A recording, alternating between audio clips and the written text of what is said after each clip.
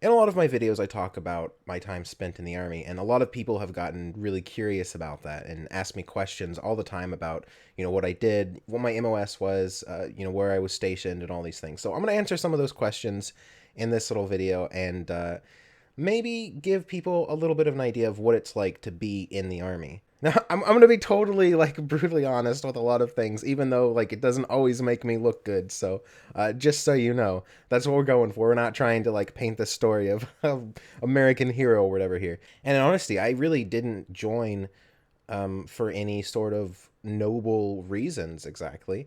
I was living in California at the time, and I had a lot of difficulty finding a job or really keeping a job at all.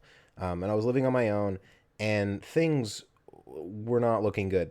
So I felt like the only option that I had was to join the army because they can't really get rid of you. You go in and you take an initial test to see how trainable you are, I guess. It's called the GT test, and I think it just stands for General Trainability or General Technician, something like that.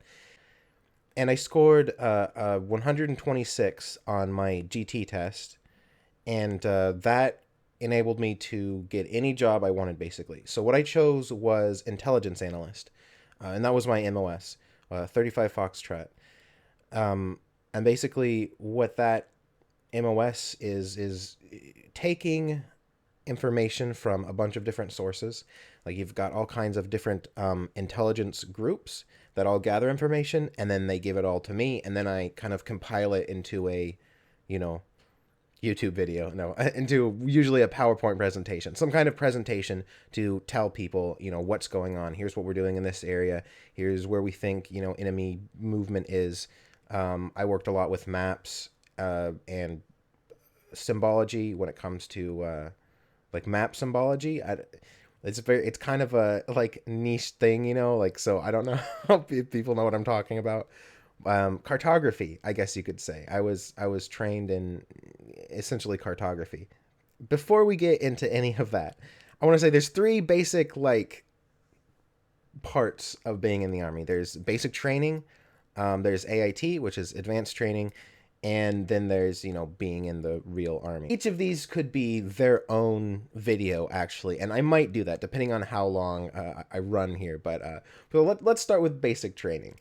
Um, Basic training is, I think it's not so much training as it is a kind of filter. It's sort of a test. They want to see people's fortitude. They want to see your mental and physical fortitude and see if you crumble under the stress of what military life would be. So it's intentionally as stressful and difficult as possible. Basically, they fuck with you in all kinds of weird ways. And I don't know if it's part of the program or if it's just for fun. Because once you're there, the drill sergeants are basically able to do whatever they want with you. Now, they can't hurt you physically.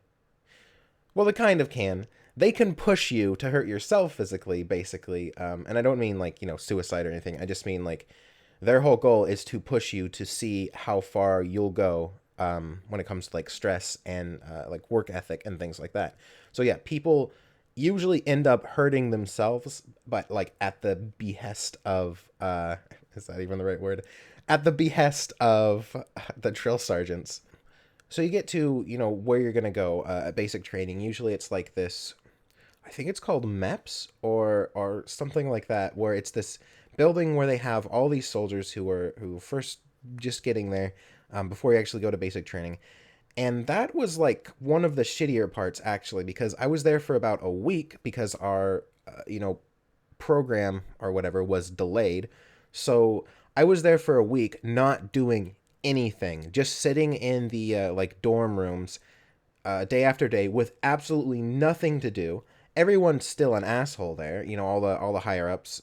Anyway, after this week of being at MEPS or pre-basic, or I don't even know what to call it, but of doing nothing, absolutely nothing, finally get shipped out to our actual basic training place. And I went to Fort Leonard Wood in Missouri, which is funny because I had actually lived there beforehand. But anyway, So we went to Fort Leonard Wood, and there's like an initiation. Like immediately when you get off the bus to the Fort Leonard Wood Basic Training Center thing, everybody is screaming at you. We had three drill sergeants. It was like two E6s and an E7, I think, that were in charge of us, and they were just putting on the whole act. It's kind of funny because I can always tell when someone in the army is actually like a nice normal person and they're just pretending to be angry because they kind of have to, and when they're actually an insane person. Another thing, we actually had four people, but one of them got like kicked off pretty early. That was the actually insane guy. So we had like three nice people and one like actually insane person in charge of us, and of about, how many of us were there? 50 maybe. Yeah, probably about 50 in our company. So one of the activities that we had to do when we first got off the bus was go into this big like tent area where they're all screaming at us to line up and freaking out because everybody's like nervous and they don't know what to do, and and the drill sergeants are just having a blast, like screaming at people, like getting in your face, this close to your face, yelling at you, just like you see in the movies. Um, and we had to just like take our bag with all of our like military issue stuff in it and hold it over our head, and just like hold it there and do like weird exercises with it, and while they would like scream at us and call us weak and whatever for not being able to do it, or threaten us in various weird ways.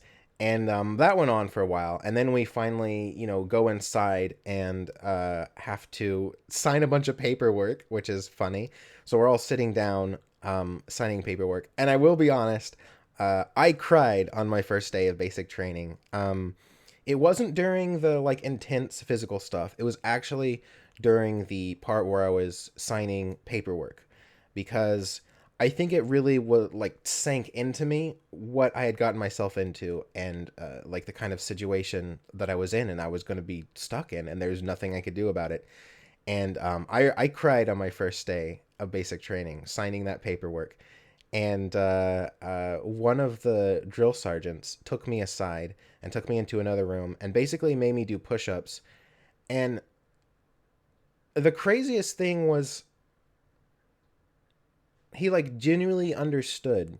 I mean, I know he'd been dealing with people like that um for a long time, but he just talking to me while making me do push-ups, which I hated doing, and he basically in just a couple of words got me to kind of accept my fate, and and like made me want to be there almost. And it was so crazy. And I'll never forget that. And after that, I never cried in basic training again. I think everyone cried at least once. Every single person there cried at least once. Most people cried during around the middle of it because they missed their families or their girlfriends or whatever. But I only cried on the very first day, and then I never had a problem the rest of the time. No matter how hard things got, I was always good. Basic training, every day is kind of the same routine. That's one of the things in the army, is that they teach you how to do a routine, and usually you get up very early, like 4 or 5 o'clock in the morning, and you do your morning exercises. Then you eat, and then usually you have like classes. Like you sit down and they teach you things. Either they teach you about weapons, or they teach you about some kind of like tactics, or you actually go to like a classroom and learn. And one of those things was medical. Like I said before, I was a intelligence analyst, but everyone does receive emergency medical training because it's just necessary, because when you're on the battlefield, there's not always a medic there. So basically, every single person is a medic, is a emergency medical technician, where you learn how to treat gunshot wounds. And these are like battlefield treatments, right? These are not pretty. These are not like you'll long term save someone's life. This is like immediate medical attention so they don't die and they live long enough to get to a place where they can actually be treated for real. right? So, when I say I received medical training, that's what I'm talking about. I think about half of basic training is just learning how to shoot a rifle. So in the morning or in the afternoon or whenever, we would go and practice rifle shooting. And so all in all, it's actually, it's not that bad. You don't spend every single day just like running laps around the building or like doing push-ups until you pass out, right? That's not really what it's about. It is training, basic training. They train you. And at least 75% of the time you're kind of in a classroom. And then the other 25% of the time you're either out on the field like shooting, or you're um, doing exercises. But it's not all about doing the exercises. The exercises are just to keep you fit. It's not like that. It's not even that hard of a routine, to be honest. I remember it was, God, what was it called? It was like some weird new thing that they had just implemented. And it was, I remember four for the core. That was one of them. Each day of the week was like a different sort of exercise routine that we would do. But then, we would repeat it the next week. And we would do it every morning, and then sometimes some extra stuff in the afternoon. A lot of it really wasn't high, like stress, high, difficult things. It was like a lot of sort of stretches and, almost like yoga positions. I'm not really sure how to even describe it. You would core exercises, and then occasionally, instead of doing a normal exercise routine, we would go to a like an obstacle course or something. And I actually found that to be a lot of fun. The obstacle courses were fun because they were like legit, like something you would see on like Ninja Warrior, or one of those shows like that, where you've got to jump across a bunch of things, or like climb up this big net, or like jump these hurdles, or like slide under a fence, or all this stuff like this. And that was a lot of fun, and it was cool because it was like teamwork stuff too. It was like you would it was the first, they would split us up into teams, and then the first team to have their entire team cross the finish line would win. So you had to actively help the people in the back. And at the very beginning of it, I was the person in the back. But as time went on, I wasn't anymore, which was the crazy part. I got more fit. I got like, I actually gained a little bit of weight, but it was all muscle, because like my overall like bulk went down, but my weight went up. It was like, what the fuck? Sometimes in the morning, instead of exercises, you do like a march, a ruck march, where you fill your bag with some equipment. Usually it's got to weigh like 40 pounds or somewhere around there. And then you just march for like a couple of hours. The ruck marches suck. I'll be honest. Those are probably the worst part, because the boots that they give you, I don't know if they're good now, but they really suck. They have like these pieces of leather in the back that just like dig into your heels, and you can't really do anything about it. And when you're marching, so what ends up happening is you get these blisters on your feet that are so bad that you can't walk. I had to go to the doctor for blisters a couple of times, because my entire bottom of my foot and the back of my ankle were so covered in blisters that I could barely get my shoe on, and it hurt so bad that there was no way I could walk. So, that happens. And the shitty part is, you really can't do anything about it when you're doing the Ruck March, and they don't really tell you how to prepare for it, but you kind of learn. You get the stuff called moleskin, and it's like adhesive leather, and you just kind of wrap your feet in it, and then the shoe is rubbing against the leather that's like glued to your feet, and you don't get as many blisters, or it's not as easy to.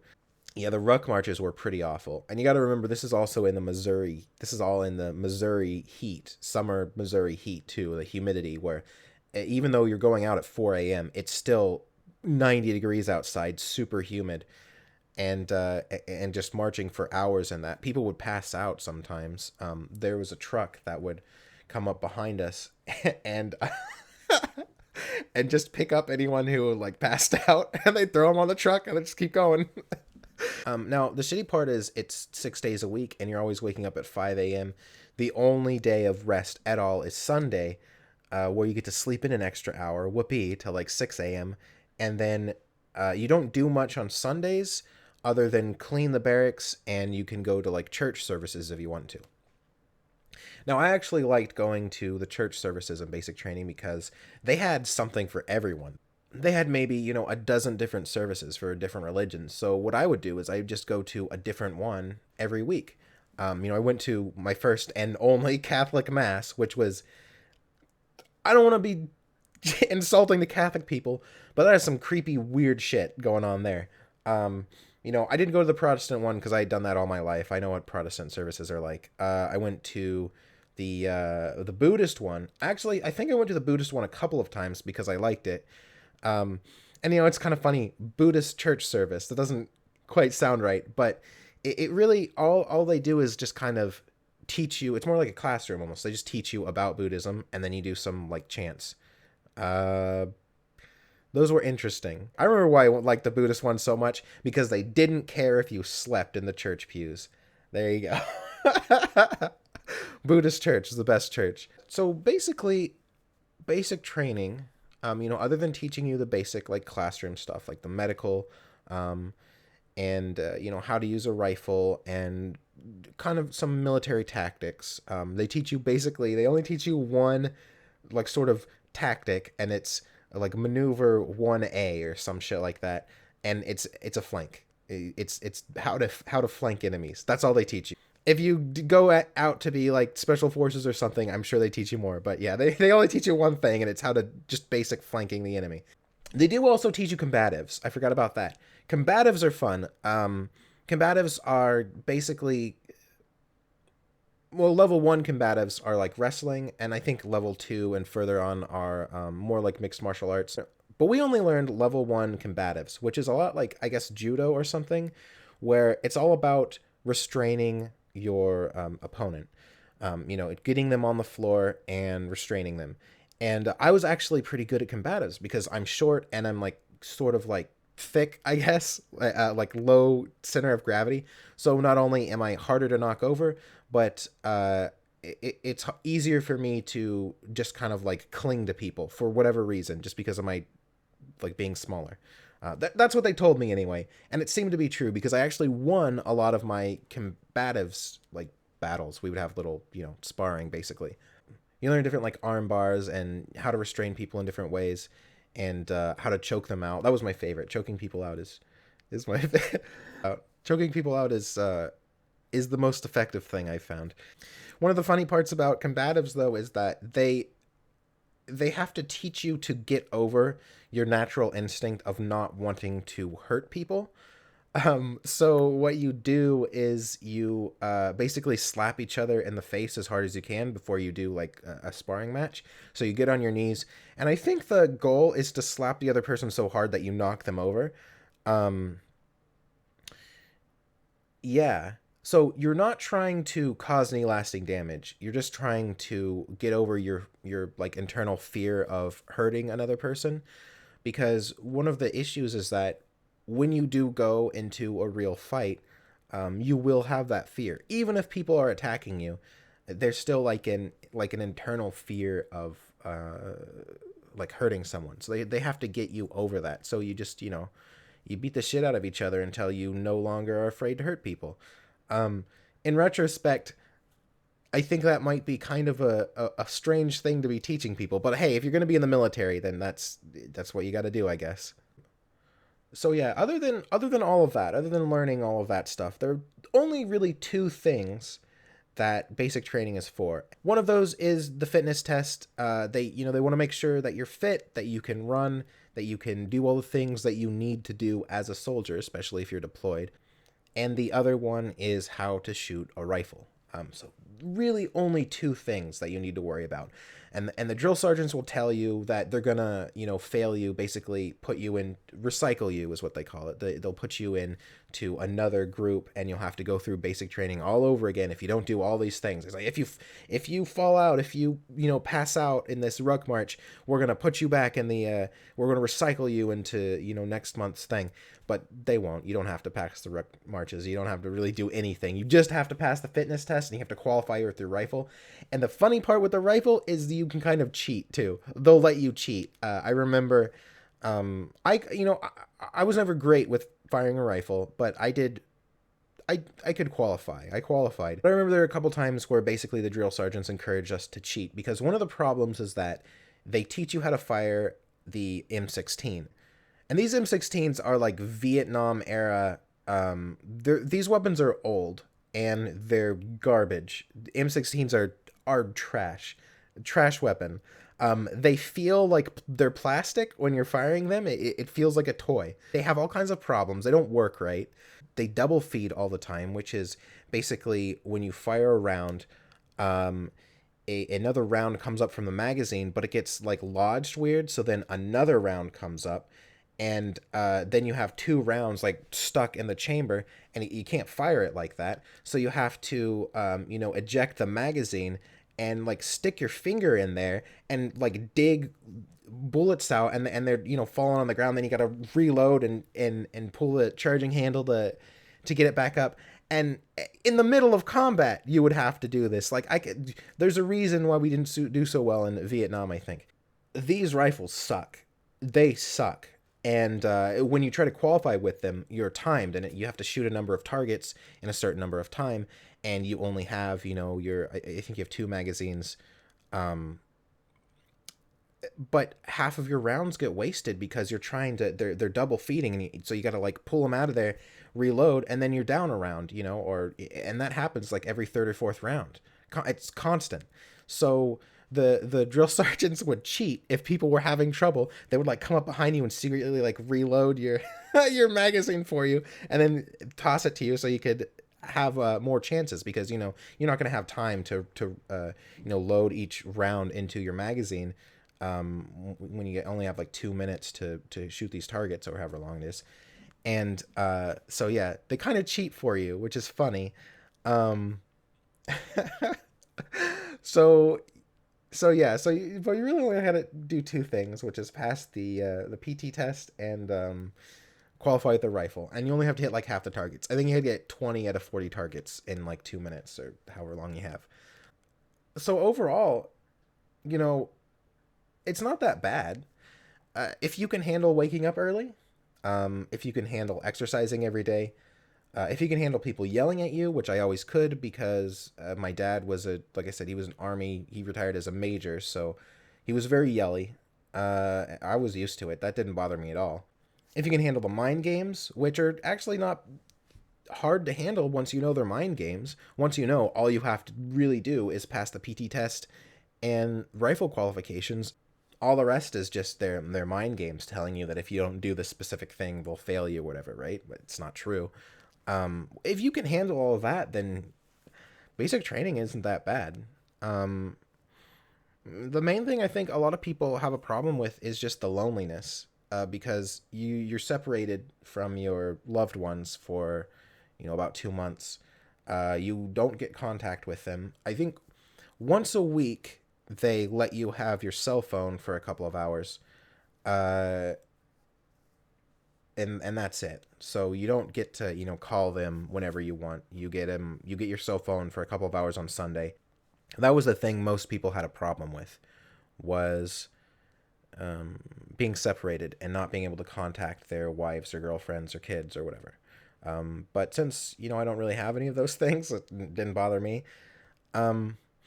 The other thing is dealing with the other people.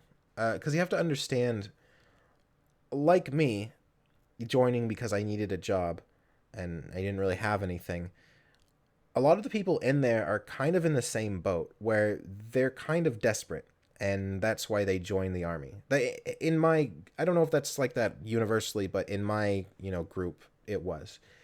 And the people there are thieves, to say the least.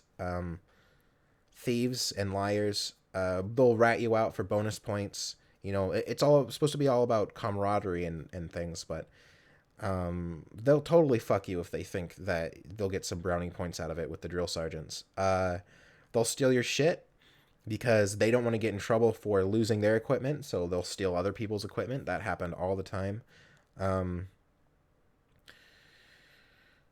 Yeah, so you can't really trust anyone. But that's eh. There were a lot of little stories that I have. I could go over a couple of them real quick. One of them, there's this guy. I remember his name, but I don't want to say it. I'll just call him In.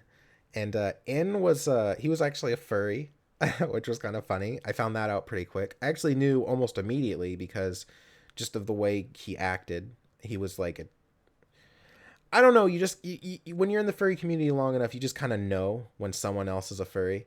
And yeah, I was a furry at the time, and I knew right away he was. And I asked him, and he said yes. And then he tried to like initiate, gay sex, and I was like, nah, I'm good. Yeah, yeah, he was getting kind of sexual and weird. So this guy in was the worst soldier among us, and he had failed twice already, I think. So this was his third like go through of basic training, and he just couldn't do it. It was like he couldn't keep his mouth shut. When the drill sergeants were talking, he'd talk over them because he had heard it before, and he would like he would say something out of turn, and it was just like it would just baffle us. And at first the drill sergeants would yell at him like, you don't talk out of turn, you don't tell us what we're trying to say already. But eventually they just started to ignore him because they knew it was pointless. And he didn't ever like lose any weight. He was overweight, and he never really lost weight doing the exercises and things, which was very strange. I think he was just, you can cheat, you can do them improperly, so it's not hard, and then you don't get anything out of it. And I think that's what he was doing. He was very disgusting. He wouldn't wash his clothes right. And he would like he wouldn't wash his clothes or shower really, and he would just throw his like dirty like sweaty PT clothes into the locker and then just like put them on again later, and it would be like big sweat stains on the back. It's like, oh god, how can you put on like dirty sweaty clothes? How can you do that? So we were actually assigned, several of us were assigned to make sure that he washed his clothes and to make sure that he showered. When you go take a shower, everyone has to go into this big like open room, and it's like everyone can see each other. But we had to have like guards there, like of us other trainees, to make sure that this guy would take a shower properly because he like didn't know how to shower or something. God, he actually failed because he failed his PT tests, and so he was there again. But like, God, that guy was something else. One of the drill sergeants was a pretty cool guy. He pretended to be angry all the time, and mad, and like, but he really wasn't. He was just a normal, nice guy.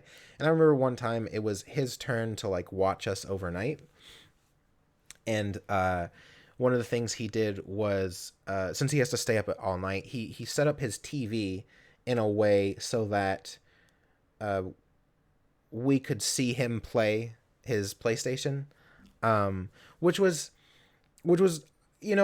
some people might say, oh, he's taunting you, but no, he really wasn't. He was giving us something to do, something to watch. Those of us who were doing it's called CQ, command of quarters. Basically, they have you like kind of guard the building, the room that everyone else is sleeping in, which makes sense to like train people to do, right? That's another thing that I forgot to mention earlier that you have to deal with. You don't get to sleep sometimes, so just get used to that. And so we would do CQ, and so he would like play his PlayStation in a way that we could see it, which was really cool of him, so that we had some kind of entertainment instead of just being tired and like just standing there doing nothing. That was really nice of him. I remember at one point I got sunburned so bad because as you see, I'm very pale, and I got sunburned so bad I had to like wrap my my exposed skin up in like bandages, and the drill sergeants thought that was pretty funny. So they called me all kinds of things. What was one of the things they called me? Like Class 3 burn victim or whatever. That was my nickname. Like, burn victim, come here. They called me Powder from that movie. It's kind of an old movie. This guy's like super pale and he gets hit by lightning a lot for whatever reason. I think that's what happens in that movie. Yeah, they call me Powder, Casper, like, burn victim, all the names like that. That was just how I was known in basic training. Like I said earlier, you don't really get to sleep. So some people would find inventive ways to like sneak off and sleep. I remember some people go into the laundry room because the drill sergeants didn't really check in there because it's just the laundry room, and they would sleep on top of the washing machines, just laying across like three of them and then sleep there. Or some people would they'd like go out the window on the second story of the building, of the barracks building, and there was like a stone ledge, right?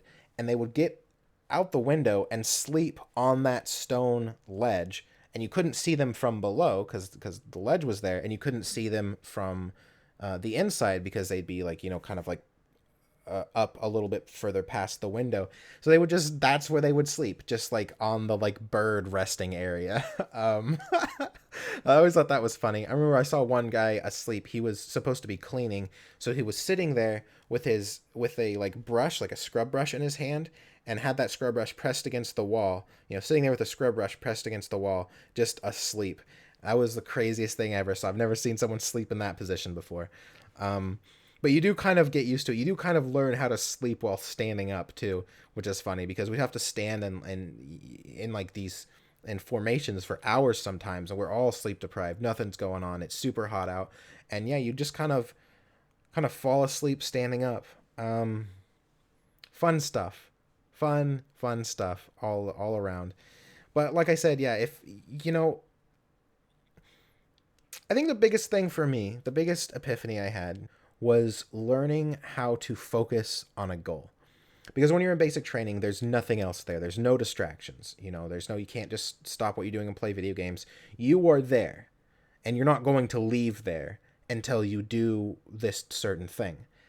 And so it's a little bit hard to describe, but I came to this state of being where I understood what I had to do, and the only thing I was concerned with was doing that thing.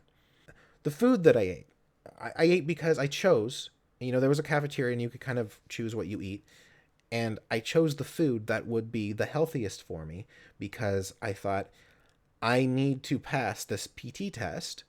I'm going to do all of the things necessary to make me pass the PT test to give me the best chances possible. So I ate the healthiest food I could. I like talked to people and thought about the best possible diet for me. I didn't cheat on my exercises because I wanted to get something out of them, right? I didn't cheat on like learning how to fire the rifle or fake knowing what to do. I actually memorized all the things I needed to memorize about the rifle and found my own like fastest way to fix double feeds and things like that because I needed to pass the rifle qualification.